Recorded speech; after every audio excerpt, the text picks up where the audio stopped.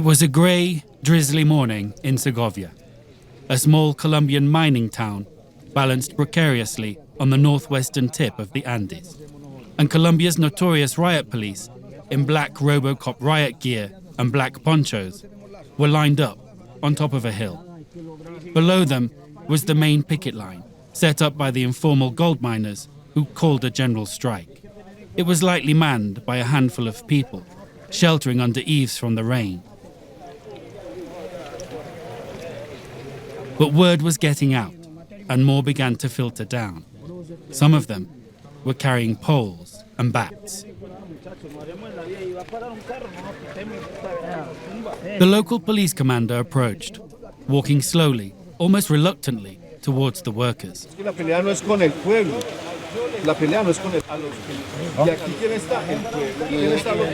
Your fight's not with the people, and who's here? It's the people, the official said. The crowd responded all at once. They started going back and forth, and I couldn't follow it all, but I heard the commander's parting shot. It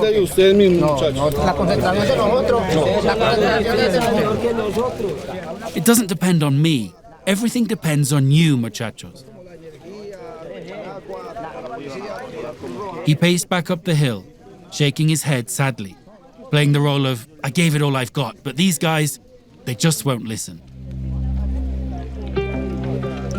And then, the riot police moved in.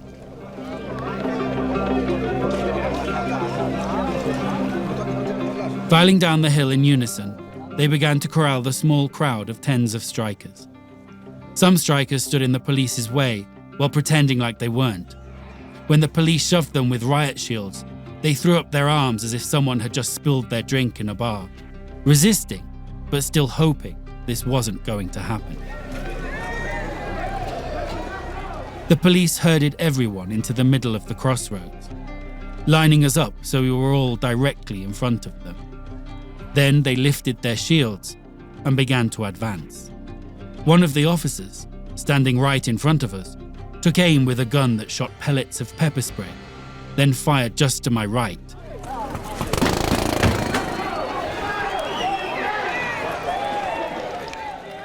A youth clad in black, his face covered by a scarf, leapt at the policeman, clattering a pole into his gun. Then, all hell broke loose.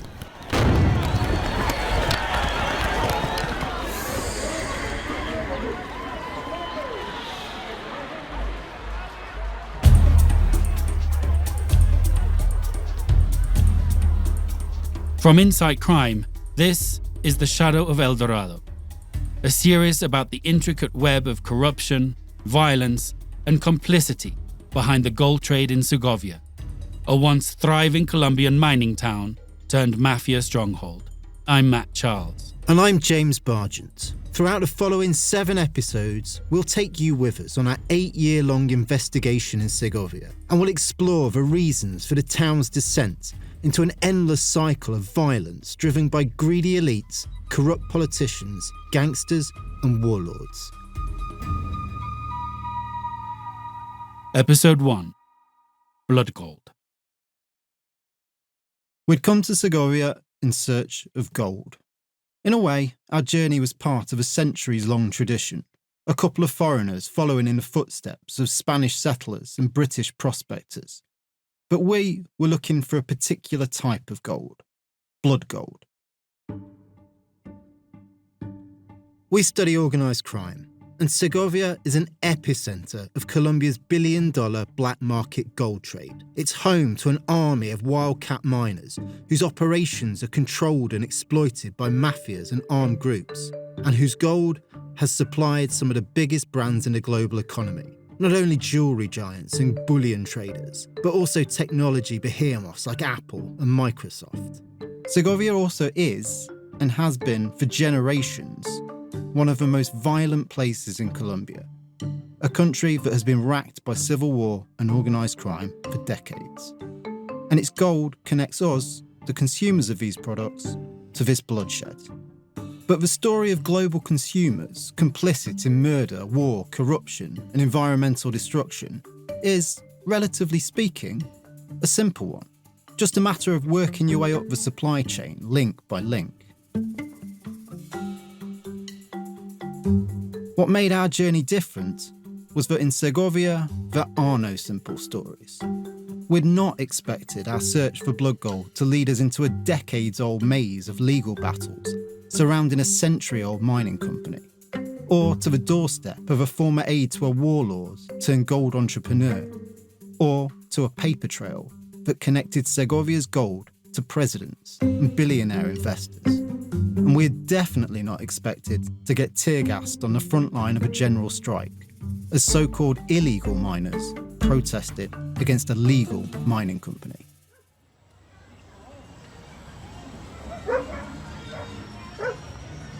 Before we get to the political and criminal intrigue at the heart of this story, it's important to understand where Segovia's gold comes from and who's mining it.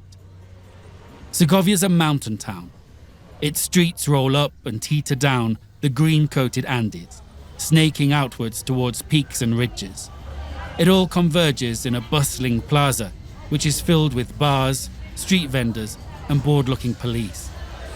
In the center of the plaza is a statue, a 3-meter-high golden Mother Earth, naked, manacled, and screaming as her insides are hacked apart by a dead-eyed miner. Segovia, in other words, is a mining town.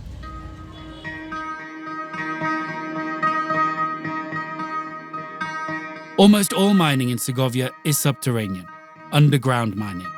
But there are two ostensibly very different mining worlds.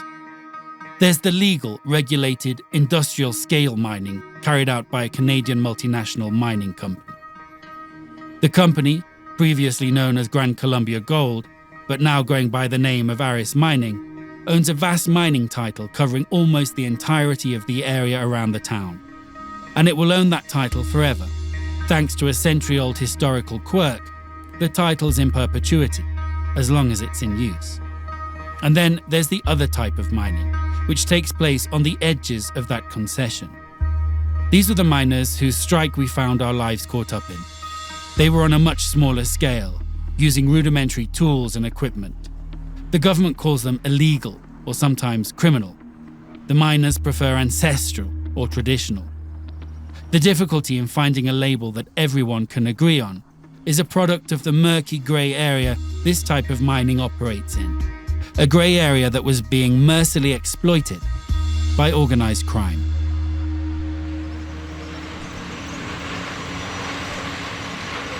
This was the mining we'd come to see. The first such mine we visited in Segovia was Las Brisas, the Breezes. From what we knew of the town and its bloody gold wars, we half expected the entrance to Las Brisas to be guarded by stone-faced men clutching assault rifles, or at least tense men with radios to call the men with rifles. But when James and I got there, it was nothing like that. So this is Las Brisas mine. You walk down a hill towards the mine. The first thing you see is like a little wooden shack, which is like a cafe where the workers get their breakfast, their lunch. Then on the left-hand side, you see they have a system with a winch to pull up like a cart. They've also got a respiratory system that pumps air down into the mine. That's the constant whirring noise that you can hear. It's the air being pumped down into the mine. And then the boca mina, the mine mouth itself, kind of this collapsed rectangle, and it's not big, is it? No, I'm surprised at that. I thought it would be bigger. And it's just black. You can't see down there at all. Even when you start going down it, you can only just see a few feet in front. And then I'm not looking forward to going down there together. We spent a whole shift underground in Las Brisas. The front where the miners were working was a steep 300-metre descent down a narrow, craggy rock tunnel. The air was hot and thick. An acrid, damp residue, left over from the explosives they use, clung to the back of our throats. It formed a slimy layer of sodden dust along the rocks. It was hard not to let the claustrophobia set in. That is Carlos Durango, the shift leader, better known as Pelo Mula, or Donkey Hair. He's one of several informal miners, as we'll call them, you'll be hearing from throughout the series. Both the bristly stubble on his head and the name are a family inheritance.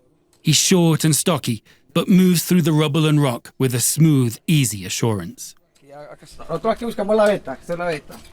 Y ya la experiencia de nosotros los mineros, ya no sabemos que Cadena, pirita. Pelo Mula explained how they work the vein, the mining term for the streak of gold running through the mountain rock. The perforating crew drill holes into the rock, plug them with explosives, then retreat to set them off, hoping they only bring down the targeted area. When the dust has settled, the next shift returns to hack the loosened rock face with chisels and lump hammers. They load the loose ore into sacks, about the size of a small refrigerator, which they lug over their shoulders, bent at the waist, almost at right angles, their knees bulging with every step. Serían dos elevadoras. Esta que es interna. That is Pelo Mula's half-brother, Jorge Sepúlveda, another person you'll be hearing from in coming episodes.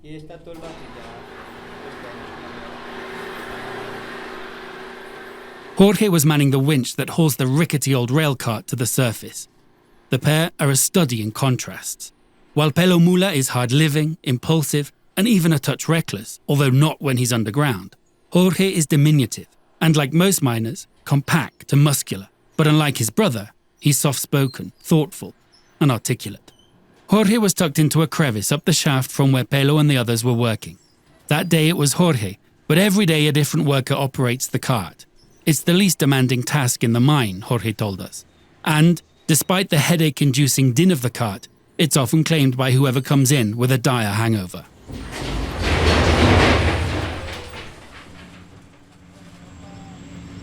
Sí, yo en estos momentos, acá en Las Brisas, soy el administrador.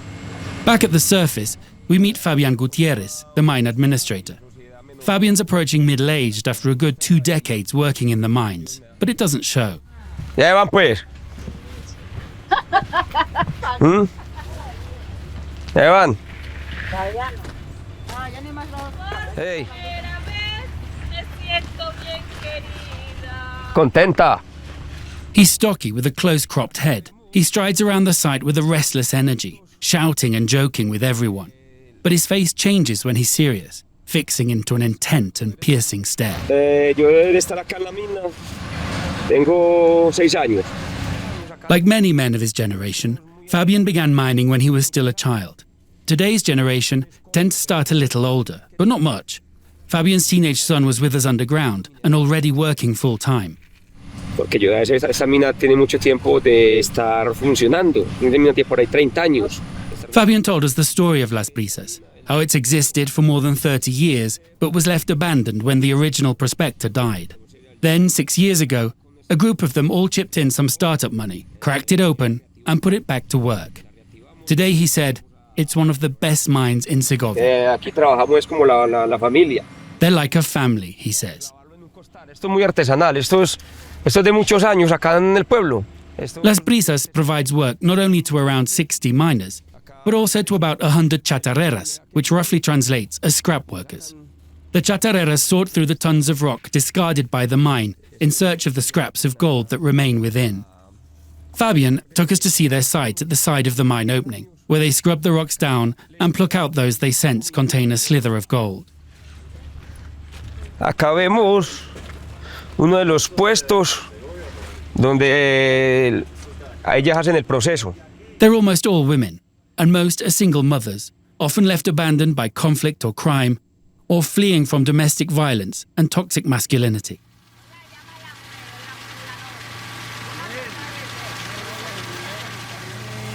Aquí en esta mina, 1 año con 3 meses. Nosotros, por ejemplo, yo tengo 2 hijos que están estudiando. At a nearby mine, we met Maria and her friend Angelica.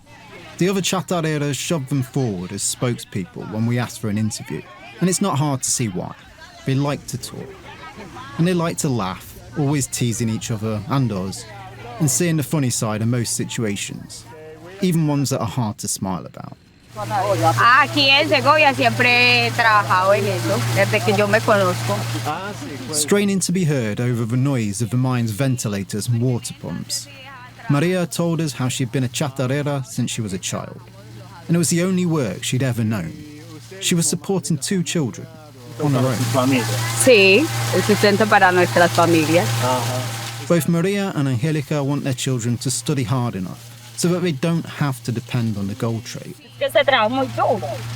Entonces no tratan a uno como trabajador, sino como un delincuente. It's hard work, Angelica said. But not only that, it gets you treated like a criminal.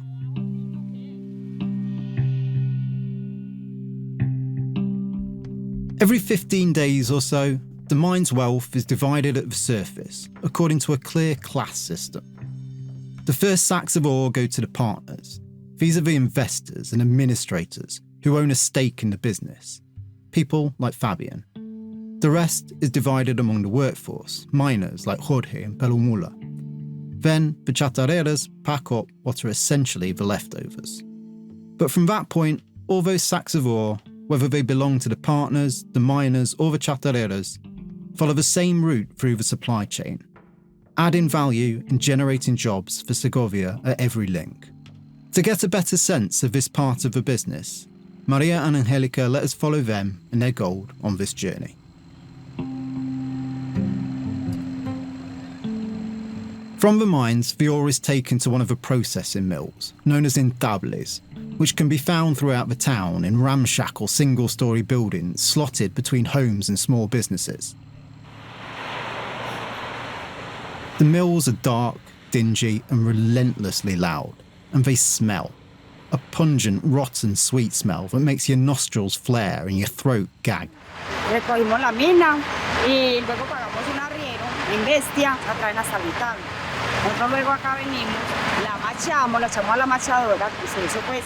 They explain the process to us. First, the rocks are ground up in a machine called a machadora, a noisy metal box with a conveyor belt running through the middle that feeds the rocks in and the gravel out. That gravel is added to what's known as the coco, a belt-powered cylinder that spins with heavy metal balls inside, along with a dash of water and a dose of mercury. Lo pone a moler 3 horas. Luego viene y lo saca en baldes, echa agüita para que se asiente las aguas. The coco spins for 3 hours. When it's done, they pour the sludge that comes out the end into a gold pan, which they shake until they find the silver-grey blob of mercury, which has binded itself to the gold. Then they repeat, extracting the fragments of gold that may soon be part of a bracelet or an electronic circuit in a cell phone. The watery leftovers from this process run into a canal cut into the floor and out the back of the building, where they join the slumping grey landslide referred to as lodos, or mud. That mud contains as much as 40 to 60% of the gold, but it no longer belongs to Maria and Angelica. It's the property of the mill owner now. To get the gold it contains, it's shoveled into huge tanks that slowly churn it up with a cyanide solution. At the end of this process, the toxic waste is dumped down the hillside, leaving a dead zone in its wake. Salió más bien pobre. Poquito, muy poquito. De 2 baldados, 3. Eran 3. Outside the mill, Maria and Angelica look frustrated and not a little worried. They reckon they'd extracted about 12 grams from the scraps they brought to the mill, they told us. This was worth about 300,000 pesos, just under $100 at that time.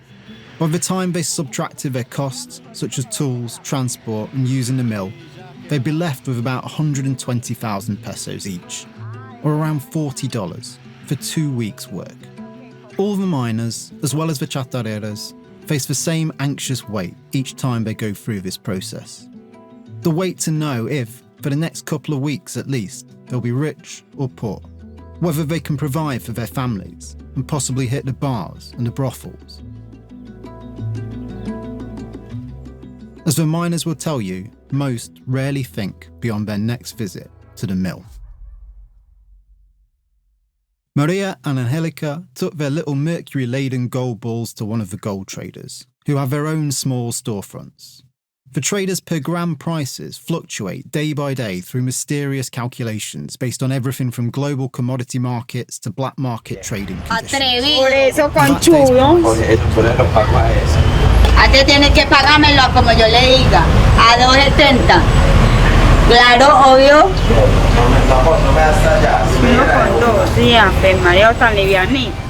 They argued with him, but had little option but to accept his offer, even though it chipped away further at their already meagre profits. So they handed over their amalgams, which the trader wrapped in crinkled plastic paper to control the heat and stop them from exploding, then thrust into the bright blue gas flame. The gold crumbled into small metal pans, and the mercury became fumes we all inhaled. The mercury from the traders enters the air, into people's bloodstreams, and eventually their DNA. But the mercury is easy to ignore. Once it's burned, it's invisible, and its effects on people's bodies and minds are hard to pin down.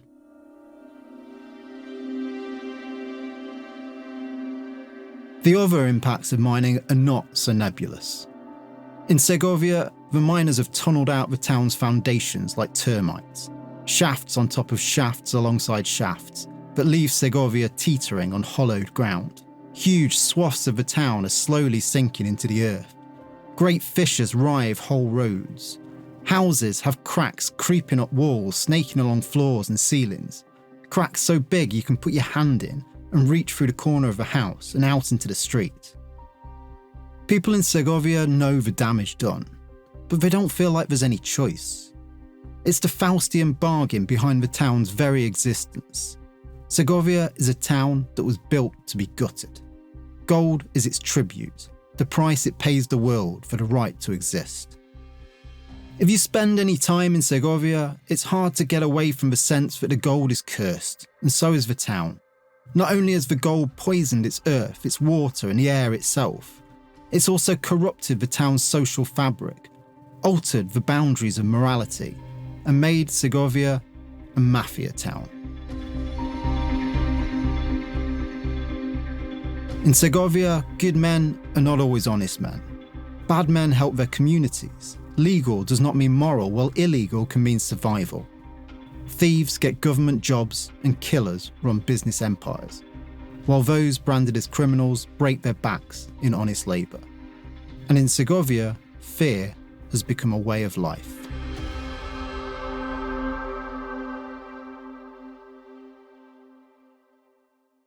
During our time in Segovia, we got followed by youths on motorbikes who made phone calls every time we stopped somewhere to record. We got approached by innocuous-looking people with strange questions about our day, or who dropped odd details about our movements into conversation. We learned from our connections in nearby towns that in Segovia they knew who we were. They knew what we were doing, and they knew who we were talking to. They were the Gaitanista Self-Defense Forces of Colombia, or the AGC if we use their Spanish acronym, a drug trafficking militia that's one of Colombia's most powerful and violent armed groups. And by the time we'd arrived, they controlled Segovia's gold trade. We didn't get to speak to them in Segovia. For that, we had to go to a nearby mining town, where we met with an AGC financiero, or money man. Me matan esos hijos de puta, me matan hasta la piedrita que usted vio más allá me la pican. That's next time on The Shadow of El Dorado. This series was the product of 8 years of investigation and on-the-ground fieldwork. This sort of work can be slow and painstaking, and it can be dangerous. It can also be expensive. If you want to help Insight Crime continue to produce in-depth investigations and analysis of organised crime, you can make a donation at insightcrime.org. If you want to dive deeper into the story of Segovia and blood gold in Colombia, head to our website at insightcrime.org. There you can see videos and photos of the scenes described and interviews with key characters. Explore documents laying out the paper trail we uncovered during our investigation, and delve deeper into some of the stories and people mentioned in this podcast. The Shadow of El Dorado is an Insight Crime podcast produced with La No Ficción. It was reported and written by me, James Bargent, and produced by Matt Charles. Script editing was by Stephen Dudley and Tatiana Lozano with the help of Elisa Roldan. Stephen and Elisa are the executive producers of the series. Sound design and editing for this episode was by Valentina Fonseca, and our graphic designer is Isabella Soto. Fact-checking for this episode was done by Beatriz Vicente Fernandez.